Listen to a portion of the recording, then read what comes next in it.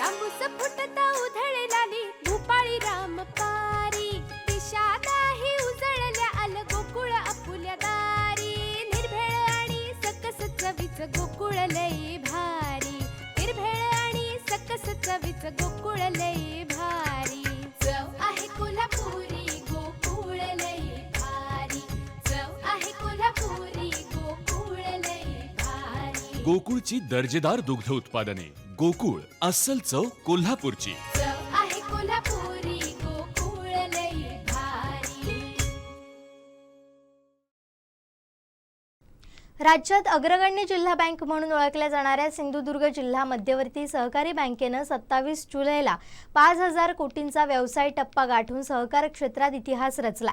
जिल्हा बँक अध्यक्ष मनीष दळवी, उपाध्यक्ष अतुल काळसेकर यांच्या नेतृत्वाखाली बँकेनं हा व्यवसायाचा टप्पा गाठल्यानं सहकार क्षेत्राबरोबरच सर्व स्तरातून जिल्हा बँकेच्या घौडदौडीचं कौतुक होत आहे। या निमित्तानं त्यांनी खास कोकण 7 लाईव्हला प्रतिक्रिया दिली आहे, पाहूया। सिंधुदुर्ग जिल्हा मध्यवर्ती सहकारी बँकेने 5,000 कोटीच्या व्यवसायाचा टप्पा 27 जुलै म्हणजेच काल रोजी पूर्ण केलेला आहे। जिल्हावासियांसाठी ही खूप मोठी अभिमानाची आणि आनंदाची गोष्ट आहे आणि म्हणून या निमित्ताने मी माझ्या सिंधुदुर्ग जिल्ह्यातल्या सगळ्या ठेवीदारांचं, कर्जदारांचं, जिल्हा बँकेच्या सगळ्या कर्मचाऱ्यांचं आणि माझ्या जिल्हा बँकेच्या सगळ्याच सभासदांचं मनापासून अभिनंदन करतो, कारण त्या सगळ्यांच्या प्रयत्नामुळे आज हे एवढं मोठं यश या ठिकाणी आम्ही प्राप्त करू शकलो। आणि याच्यामध्ये खास गोष्ट अशी आहे की मागच्या 18 महिन्यांमध्ये जानेवारी 22 ते आज रोजीपर्यंत म्हणजे काल संध्याकाळपर्यंत आपण 1,011 कोटी रुपयाचा व्यवसाय वाढ ही फक्त 18 महिन्यामध्ये केली आणि त्यामुळे 5,000 कोटीचा टप्पा इतक्या लवकर यावर्षी आपण जिल्हा बँक गाठू शकलो। आणि त्याचबरोबर ठेवींच्या बाबतीमध्ये सुद्धा महाराष्ट्रामध्ये क्रमांक 3च्या ठेवी कोल्हापूर जिल्हा, त्यानंतर सातारा आणि त्यानंतर सिंधुदुर्ग जिल्हा बँकेचा क्रमांक यावर्षी लागला। याच्यामध्ये सुद्धा आज जिल्हावासीय, त्या ठिकाणचे सगळे ठेवीदार आणि माझे सगळे कर्मचारी या सगळ्यांचा महत्त्वाचा वाटा आहे असं मला वाटतं।